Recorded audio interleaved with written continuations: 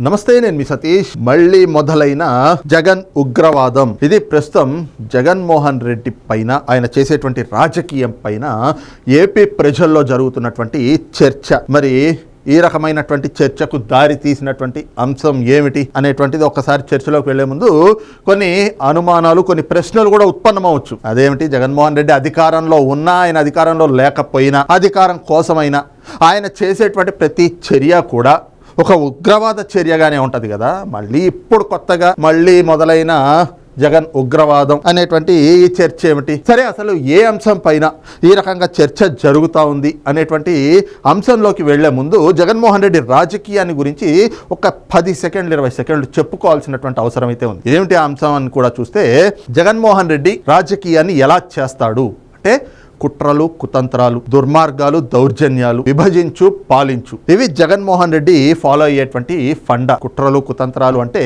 తనకు రాజకీయ లబ్ధి చేకూరడం కోసం ఏ స్థాయికైనా కూడా, ఎలాంటి కుట్రలు పన్నడానికైనా కూడా జగన్మోహన్ రెడ్డి వెనకాడడు.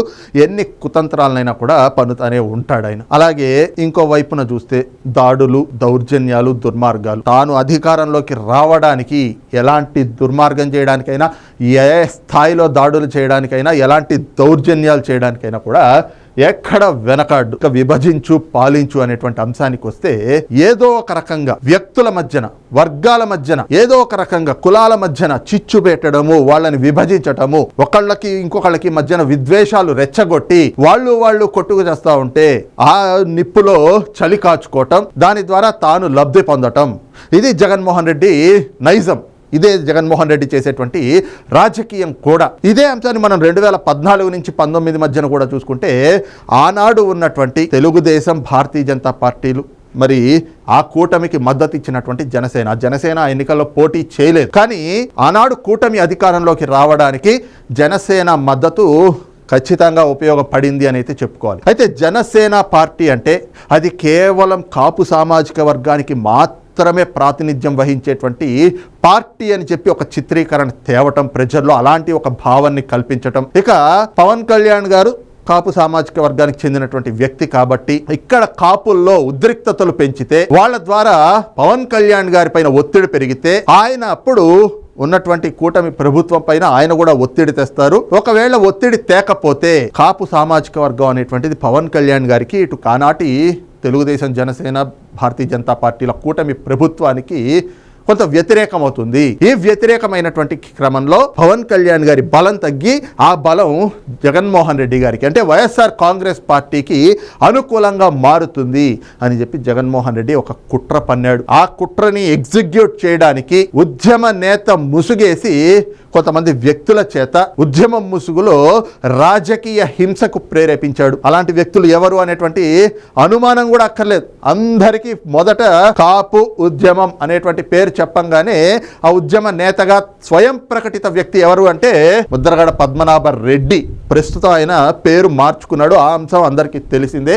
అయితే ఇదే ముద్రగడ పద్మనాభం మరి 2014 నుంచి 2019 వరకు కూడా కాపు ఉద్యమం పేరుతోటి, మరి కాపు సామాజిక వర్గ నేతల్లో అప్పటికే జరుగుతూ ఉన్నటువంటి ఉద్యమం ఎంతో సున్నితమైనటువంటి అంశం, కాపులని బీసీలో చేర్చాలి అనేటువంటి ఒక డిమాండ్ ఏదైతే ఉందో దానిపైన ఒక ఉద్యమం జరుగుతూ ఉంది. అది చాలా కాలంగా జరుగుతూ ఉంది. దానిపైన ప్రభుత్వం కూడా ఏమైనా ఉంటే ప్రభుత్వంతో చర్చలు జరపాలి. కానీ ప్రభుత్వంతో చర్చలు ఎక్కడా జరపకుండా ఇదే ముద్రగడ పద్మనాభం లాంటి వ్యక్తులు ప్రభుత్వానికి లేఖలు రాయడం, పవన్ కళ్యాణ్ గారికి లేఖలు రాయటం, ఇంకో వైపున ప్రభుత్వానికి వ్యతిరేకంగా ఏదైతే మనము నిరసనలు తెలియజేయాలి, మనం ఉద్యమాలు చేయాలి అని చెప్పి, అలాంటి ఉద్యమాలకి మరి పోలీసులు సహజంగా ఎక్కడైనా నిరసన కార్యక్రమం తెలియజేయాలన్నా, ఎక్కడైనా కూడా ఏదైనా ధర్నాలు లాంటివి పెట్టాలి అన్నా పోలీసుల అనుమతి తీసుకోవాలి. ఎందుకంటే శాంతి భద్రతలకు విఘాతం కలగకుండా మరి శాంతి భద్రతలను పరిరక్షించేది పోలీసులు కాబట్టి వాళ్ళ అనుమతులు తీసుకోవాలి. అలాంటి అనుమతులు తీసుకోకుండా కావాలని చెప్పి రెచ్చగొట్టేటువంటి ధోరణితోటి ఆనాడు మనం చూసాం.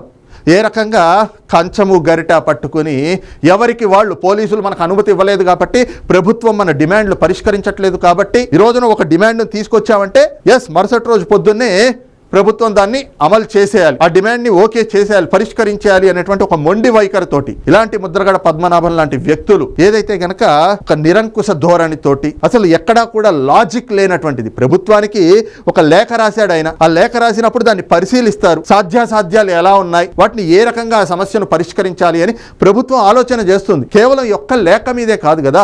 అలాగని నేను కాపు ఉద్యమాన్ని ఎక్కడా కూడా తక్కువ చేయట్లేదు. ఎస్, కాపుల ఉద్యమం జరుగుతూ ఉంది, అది సహేతుకమైనటువంటి ఉద్యమం. అయితే దానిపైన కూడా ప్రభుత్వం మరి ఒకవైపున ఆలోచన చేస్తూ ఏ రకంగా ఈ సమస్యను పరిష్కరించాలి అని చెప్పి వాళ్ళు చర్చలు జరుపుతున్నటువంటి సమయంలోనే, ప్రభుత్వంలోనే ఒక చర్చ జరుగుతున్నటువంటి సమయంలోనే నిరసనలు, ధర్నాలు పేరుతోటి పిలుపునిచ్చి పోలీసులు అనుమతులు ఇవ్వలేదు అని చెప్పేసని మొత్తం కాపు సామాజిక వర్గం అంతా కూడా, కాపు ఉద్యమ నేతలంతా కూడా ఈ రోజున ఎవరికి వాళ్ళు ఒక కంచం గరిట పట్టుకుని ఇళ్ల ముందే కూర్చుని రోడ్లు ఎక్కేసి అవి వాయించండి అని చెప్పేసని హడావడి సృష్టించి, అంటే ఏమిటి అంటే కాపు సామాజిక వర్గాన్ని రెచ్చగొట్టి ప్రభుత్వానికి దూరం చేయాలి, వీళ్ళని ప్రభుత్వం పైన వ్యతిరేకత తేవాలి కాపుల్లో అనేటువంటి కుట్ర. ఈ కుట్ర స్వతహాగా ముద్రగడ పద్మనాభానికి వచ్చిందా అంటే కాదు. ఇదంతా కూడా వెనకుండి చేయించేది ఎవరు అంటే జగన్మోహన్ రెడ్డి లాంటి వ్యక్తులు. ఆనాడు జగన్మోహన్ రెడ్డి ఇలాంటి కుట్రలన్నీ కూడా చేయించాడు అనేటువంటిది అందరికీ తెలిసినటువంటి అంశమే. అదే సమయంలో ఆయన ఏదో పోలీసులు అరెస్ట్ చేశారు, ఏదో ఆయన పైన దాడి చేశారు, పోలీసులు ఆయన కొట్టేశారు అని చెప్పేసని మళ్ళీ దాని ద్వారా ఒక సింపతి తెప్పించుకోవటం. ఈ రోజున పవన్ కళ్యాణ్ గారిని నేను నేరుగా అడుగుతున్నాను, పవన్ కళ్యాణ్ గారిని నేను నేరుగా డిమాండ్ చేస్తున్నాను, అసలు కాపుల్ని బీసీలో ఎందుకు చేర్చట్లేదు, మీరు ప్రభుత్వంలో కూడా భాగస్వామి అయ్యున్నారు కదా, మీరు మద్దతు పలికారు కదా, మీరు కూడా కాపు సామాజిక వర్గానికి చెందినటువంటి వాళ్ళు కదా అని చెప్పి పవన్ కళ్యాణ్ గారన్నా జనసేన పార్టీ అన్నా కూడా కేవలం ఒక కాపులకి మాత్రమే ప్రాతినిధ్యం వహించేటువంటి రాజకీయ పార్టీ కిందగా చిత్రీకరించి పవన్ కళ్యాణ్ గారి పై కూడా కాపుల్ని ఉసిగొల్పేటువంటి కుట్రలు, జగన్మోహన్ రెడ్డి పన్నినటువంటి కుట్రల్లో ఈయన భాగస్వామ్య అయినటువంటి పరిస్థితులు. ఇంకా అదే సమయంలో తుని ఘటన అందరికీ గుర్తుండే ఉంటుంది. 2017 ఏదైతే గనక కాపు ఉద్యమ సభ పేరుతోటి తునిలో ఒక సభ నిర్వహించటం, దాని ద్వారా ఆ సభ ద్వారా రాజకీయ ప్రేరేపిత హింసను రగల్చేందుకు జగన్మోహన్ రెడ్డి ఒక కుట్ర పనితే అందులో ఈయన కూడా భాగస్వామి అయ్యి మరి ఏ రకంగా తుని ఘటన ఇప్పటికీ ఎవరు మర్చిపోలేదు కదా. రత్నాచల్ ఎక్స్ప్రెస్ రైలుని ఏ రకంగా తగలబెట్టారు, అది ఏ రకమైనటువంటి ఉద్రిక్తతలకు దారి తీసింది, ఏ రకంగా అక్కడ ప్రాణాలు కోల్పోయినటువంటి అమాయక ప్రజలు ఉన్నారు. అరే, కులాల మధ్యన చిచ్చు పెట్టడం, కులాలు మతాల మధ్యన చిచ్చులు పెట్టడం, వాళ్ళ మధ్యన విద్వేషాలు రగల్చడం, కులం పేరుతోటి రాజకీయాలు, వాళ్ళని రెచ్చగొట్టి రాజకీయాలు చేస్తూ దాని ద్వారా రాజకీయ లబ్ధి పొందాలి అని చెప్పి చూడటం. మరి తుని ఘటన ఆనాడు రత్నాచల్ రైలు తగలబెట్టినటువంటి ఆ ఘటనలో కరుణాకర్ రెడ్డి, అలాగే ద్వారంపూడి చంద్రశేఖర్ రెడ్డి ఇలాంటి వాళ్ళంతా కూడా ఆనాడు అక్కడ వైఎస్ఆర్ కాంగ్రెస్ పార్టీకి సంబంధించినటువంటి గూండాలని ఆ జరుగుతున్నటువంటి కాపు ఉద్యమ సభలో కలిపేసి ఏదైతే గనక ముద్రగడ పద్మనాభం లాంటి వ్యక్తులు జగన్మోహన్ రెడ్డి పన్నినటువంటి పన్నాగం ఏదైతే రాజకీయ ప్రేరేపిత హింసని కాపు ఉద్యమ సభ ద్వారా అక్కడ రగల్చాలి అని చెప్పి ఆ కుట్రను పన్ని, ఆ పన్నాగాన్ని పన్ని దాన్ని ఎగ్జిక్యూట్ చేయడానికి ఇలాంటి వ్యక్తుల్ని పెట్టుకుంటే వీళ్ళంతా కూడా అటు కరుణాకర్ రెడ్డి ఇటు చంద్రశేఖర్ రెడ్డి మధ్యలో ముద్రగడ పద్మనాభం వీళ్ళంతా కలిపి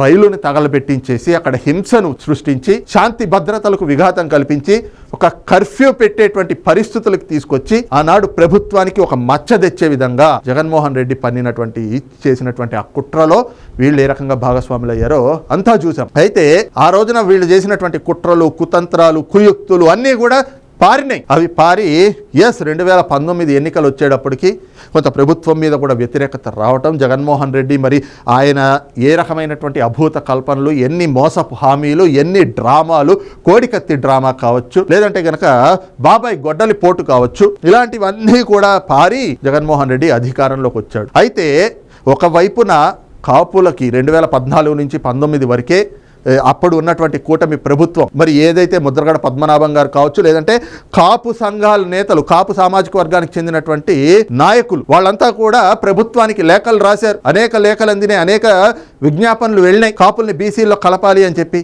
అయితే కాపులకి సంబంధించి ఆనాడు ప్రభుత్వం కూడా ఒక 5% రిజర్వేషన్ మరి ఆనాడు ప్రకటించినటువంటి పరిస్థితి, ఆనాడు ప్రకటించారు. ఆ తర్వాత దాన్ని అమల్లోకి కూడా తెచ్చారు. 2019లో ప్రభుత్వం మారింది, వైఎస్ఆర్ కాంగ్రెస్ పార్టీ అధికారంలోకి వచ్చిన తర్వాత మరి జగన్మోహన్ రెడ్డి కాపులకు ఇచ్చినటువంటి 5% రిజర్వేషన్ కంటిన్యూ చేశాడా అంటే ఎక్కడా లేదు. జగన్మోహన్ రెడ్డి అధికారంలోకి వస్తూనే అప్పటి వరకు అందరికీ ఉన్నటువంటి 148 హామీల్ని రద్దు చేశాడు. ఇకపోతే ఏదైతే కాపులకి అప్పటి వరకు అమలు చేస్తున్నటువంటి అంతకు ముందున్నటువంటి తెలుగుదేశం ప్రభుత్వం అమలు చేసినటువంటి 5% రిజర్వేషన్ ని కూడా రద్దు చేసేశాడు. రద్దు చేసినటువంటి ఘనత మరి జగన్మోహన్ రెడ్డిది. ఆ తర్వాత ఏనాడు కూడా ముద్రగడ పద్మనాభం గారు ఇదేమిటి జగన్మోహన్ రెడ్డి గారు మీరు 5% రిజర్వేషన్ మాకుంటే మాకు రద్దు చేశారు ఏమిటి అని చెప్పి ఎప్పుడూ అడగలేదు. ఎందుకు అంటే అసలు రంగు బయటపడిద్ది అని. అసలు రంగు ఏమిటి, అసలు విషయం ఏమిటి అంటే ఈయన తెర తీయాలి అంటే ఈయన తెర తీస్తే కనిపించేది ఏమిటి, ముఖానికి ఉన్నటువంటి ఆ పొరని తీస్తే కనిపించేది ఎవరు?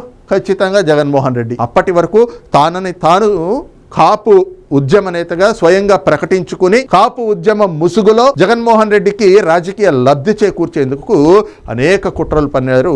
ఆ కుట్రల్లో ఈయన కూడా భాగస్వామి అయ్యాడు. అయితే 2019 నుంచి 2024 వరకు అన్ని వర్గాలని మోసం చేసినట్టుగానే కాపు సామాజిక వర్గాన్ని కూడా అత్యంత మోసం చేసినటువంటి వ్యక్తి జగన్మోహన్ రెడ్డి. ఇక దాని పర్యవసానాలు ఏవైనా మనం చూసాం. 151 స్థానాల నుంచి 11 స్థానాలకి పతనం అయిపోయాడు. అయితే ఇప్పుడు మళ్ళీ జగన్మోహన్ రెడ్డి వైఎస్ఆర్ కాంగ్రెస్ పార్టీ మళ్ళీ ఇంకొక ఉగ్రవాద చర్య. ఆ ఉగ్రవాద చర్య ఏమిటి అంటే కాపులని రెచ్చగొట్టాలి, కాపుల్లో మళ్ళీ విద్వేషాలు రెచ్చగొట్టి ఈ రోజున కూటమి ప్రభుత్వం మరి ఆ ప్రభుత్వంలో తెలుగుదేశం బలమైనటువంటి పార్టీ, రెండో బలమైనటువంటి పార్టీగా 100% స్ట్రైక్ రేట్ తోటి జనసేన ఉంది.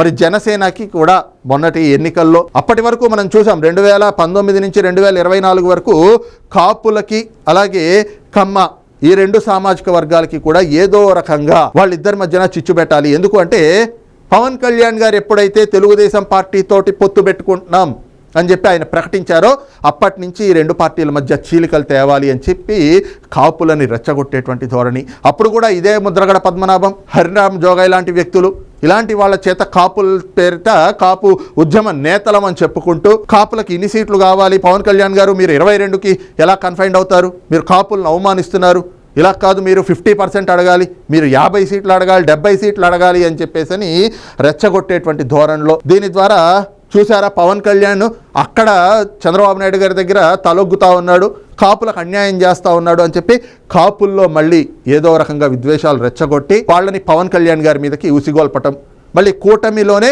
చీలికలు తెచ్చేటువంటి కుట్రలు, ఈ రకంగా ఎన్నో చేద్దామని చూశారు.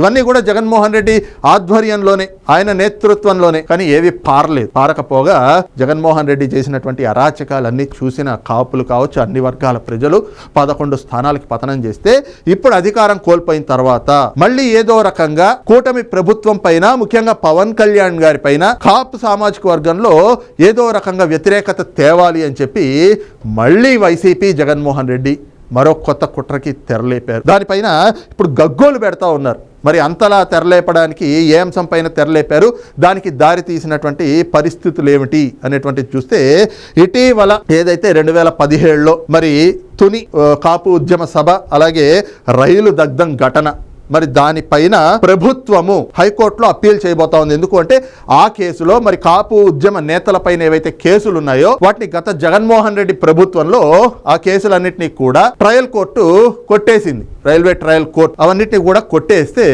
ఇప్పుడు కూటమి ప్రభుత్వం అధికారంలోకి వచ్చిన తర్వాత వాళ్ళు అప్పీల్ చేయబోతా ఉన్నారు, హైకోర్టులో అప్పీల్ చేయబోతున్నారు ట్రయల్ కోర్టు ఇచ్చినటువంటి తీర్పుని అనేటువంటి ఒక లేఖ అయితే గనక బయటకు వచ్చింది. ఒక దానికి సంబంధించినటువంటి ఒక కాపీ బయటకు వచ్చింది.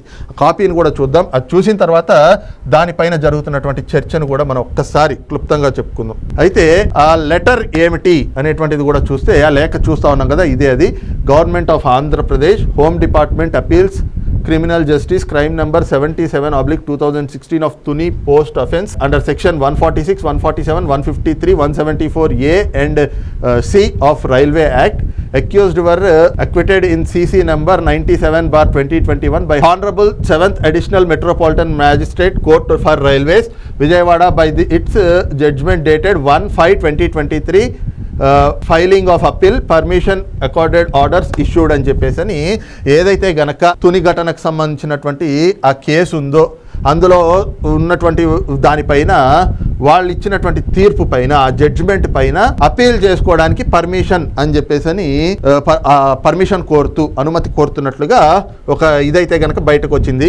దాన్ని కూడా చూస్తే GORT నెంబర్ 52 అని చెప్పి 2/6/2025 అంటే ఈ నెల 2వ తారీఖున ఈ లేఖ అయితే వచ్చింది. From the public prosecutor, high court of Andhra Pradesh, Amaravati, LR opinion number 58 of 2024 dated 19/3/2025 అని చెప్పి. ఇందులో అసలు విషయం ఏమిటి అంటే, ఆర్డర్ ఏమిటి అంటే, in the circumstances explained by the senior divisional security commissioner, railway protection force, south central railways, Vijayawada, and the opinion of the public prosecutor, High Court of Andhra Pradesh, Amaravati, in the reference read above, the government, after careful examination of the matter and in exercise of the powers conferred under section 419 of the Bharatiya Nagarik Suraksha Sanhita 2023, hereby direct the public prosecutor, High Court of Andhra Pradesh, Amaravati, to prefer an appeal before the Honorable High Court of Andhra Pradesh against the acquittal judgment passed by the Honorable 7th Additional Metropolitan Magistrate Court for Railways అని చెప్పేసి ఇదైతే గనక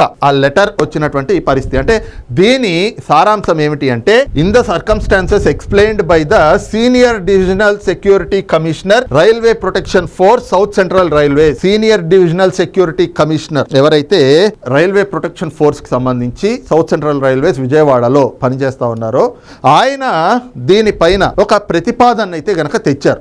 ఆ ప్రతిపాదన ఏమిటి అంటే, ఏదైతే తుని రైలు దగ్ధం ఘటనకి సంబంధించి జగన్మోహన్ రెడ్డి ప్రభుత్వ హయాంలో మరి కాపు ఉద్యమ నేతలు అనేటువంటి కారణం చేత కొంతమంది వ్యక్తులు, అంటే ఎవరు అంటే ముద్రగడ పద్మనాభం గారు కావచ్చు, అలాగే ఇంకొంతమందికి ఆనాడు నమోదైనటువంటి కేసుల్లో రిలీఫ్ ఇస్తూ మెట్రోపాలిటన్ కోర్టు ఏదైతే గనక ఆ నోడున ఆ కేసుల్ని కొట్టేస్తూ, మరి ప్రభుత్వమే ఆ కేసుల్ని వాపస్ తీసుకునేటువంటి క్రమంలో కోర్టు కూడా ఆ కేసులు కొట్టేసింది. వాళ్ళకి ఊరట లభించింది. ఆ కేసు పైన పునఃవిచారణ జరిపించాలి. ఆ తీర్పు ఏదైతే ఇచ్చిందో కోర్టు, ఆ తీర్పు పైన అప్పీల్కి వెళ్ళాలి, ఆ కేసు పైన పునఃవిచారణ జరగాలి అని చెప్పి అప్పీల్ చేసేందుకు ప్రభుత్వం తరఫున ఒక అప్పీల్ వేయాల్సిందిగా పబ్లిక్ ప్రాసిక్యూటర్ గారికి మరి ఈయన ఏదైతే గనక senior divisional security commissioner, railway protection force ఉన్నారో ఆయన ప్రతిపాదించారు. ఆ ప్రతిపాదనని హోంశాఖకు పంపిస్తే హోంశాఖ కూడా దీన్ని అంగీకరించి పబ్లిక్ ప్రాసిక్యూటర్ గారికి ఆ దిశగా ఆదేశాలు జారీ చేసింది అనేటువంటిది ఈ లేఖ తాలూకా సారాంశం. అయితే దీన్ని పట్టుకుని ఈ రోజున కాపుల అంటే కూటమి ప్రభుత్వానికి ఎందుకంత కక్ష? అరే వాళ్ళందరికీ ఆల్రెడీ క్లీన్ చిట్ ఇచ్చేసింది కదా, కోర్టే న్యాయస్థానమే క్లీన్ చిట్ ఇచ్చిన తర్వాత ఇప్పుడు మళ్ళీ ఆ కేసును ఎందుకు తిరగతోడతా ఉన్నారు? ఈ రోజున ఏం అవసరం ఉంది వాళ్ళపైన మళ్ళీ పునఃవిచారణ జరపాల్సింది అని చెప్పేసి అని గగ్గోలు పెడుతూ కాపు ఉద్యమం నేతల పైన కక్ష తీర్చుకోబోతా ఉన్నారు. ఇదంతా కూడా కూటమి ప్రభుత్వానికి కాపుల పైన ఉన్నటువంటి చిన్న చూపు. అంటే కాపు సామాజిక వర్గాన్ని మళ్ళీ రెచ్చగొట్టి ఈ రోజున కూటమిలో జనసేన పార్టీ పవన్ కళ్యాణ్ గారు కూడా భాగస్వామి కాబట్టి, ఆయన డిప్యూటీ సీఎంగా ఉన్నారు కాబట్టి, ఆయన డిప్యూటీ సీఎంగా ఉంటుండగానే ప్రభుత్వం ఇలాంటి ఒక నిర్ణయం తీసుకుంది అని అంటే అది ఖచ్చితంగా కాపు సామాజిక వర్గంలో ప్రభుత్వం మీద వ్యతిరేకతనైతే తెస్తుంది కదా. అది తేవాలన్నటువంటి ఆలోచనతోటే దీన్ని పట్టుకుని గడిచిన 2 రోజులుగా కూడా 2-3 రోజుల నుంచి పెద్ద ఎత్తున గగ్గోలు పెడతా ఉన్నారు. పవన్ కళ్యాణ్ గారు కాపులతోటి ఓట్లు వేయించుకున్నారు, ఈ రోజున కాపులకే అన్యాయం చేస్తా ఉన్నారు, కాపు ఉద్యమ నేతల్ని అణిచివేయాలని చూస్తూ ఉన్నారు. ఇదంతా కూడా కూటమి కుట్ర.